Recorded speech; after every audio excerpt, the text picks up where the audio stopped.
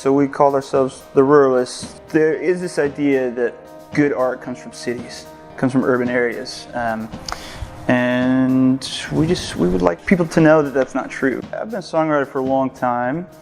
And when I moved to Sioux Center, I just assumed I wouldn't play much because, you know, I came from the Twin Cities, and so there were always people around, always people to play with. My wife, I was sort of complaining about not being able to play music, and she said, "That's your fault. Go find some people to play with." And so she said, "Invite, Ben and Laramie, who owns a Fruit Plane. Ben Lappinga is a professor at Dordt as well." And I was a little hesitant because they're my songs, and when you play with, well, it could have gone really poorly, and when you live in a small town, and if it goes bad, then you have to see those people every week. So it didn't go poorly, it went really well. So we started playing last August. The band functions sort of as my scholarship, right?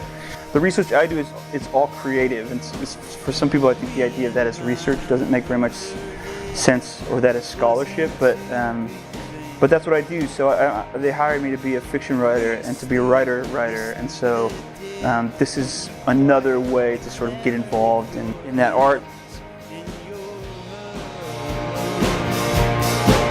I grew up in a small town, and I'm sort of getting used to being in such close community with people. I think it's really great. It's really important, and also sometimes like super frustrating to not just be able to like hide somewhere, right? Things that we miss, being able to go to museums, and I don't know, there are more venues and things like that. But there are other things that I don't know how I would live without at this point, which is like my kids walk to the library by themselves. It's a half a block away, which seems insane to me. Like when we lived in St. Paul, they played in our fenced-in backyard, and like that was kind of it.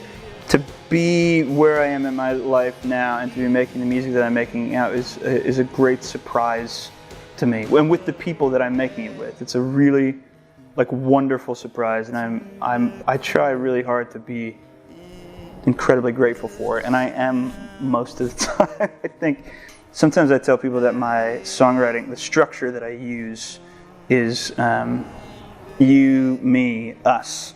Which it often means that sort of drives my wife crazy, I think, but she gets the first verse. Like I often sing the first verse about her, and then I often sing the second verse sort of about the way that I think about the world, or maybe in connection with her, and then the third verse is sort of how does this thing that I'm singing about affect all of us in this world, right? And that's sort of the only way I know how to think about things, is this, okay, this is how I think about it, and this is how you think about it, and how do the rest of us think about it? It opens up opportunities for other people that also want to make art, right? And these are things that we can share in, right? It's more than just sort of like, I don't know, getting through the day, right? It has to do with a fullness, right? Like a richness to life. David writes, "Give me an undivided heart." I think about that a lot. Like, what does that mean to have an undivided heart? That means to try to be the sole person that you are all the time. And for me, that makes the music that I make, or the art that I make, I think like wonderfully nuanced, like much more complicated than simply saying it's just about this, or it's just about this, or it's just about this. It's about a whole mess of things. Be curious, like it's a big and interesting world, and you should ask a lot of questions.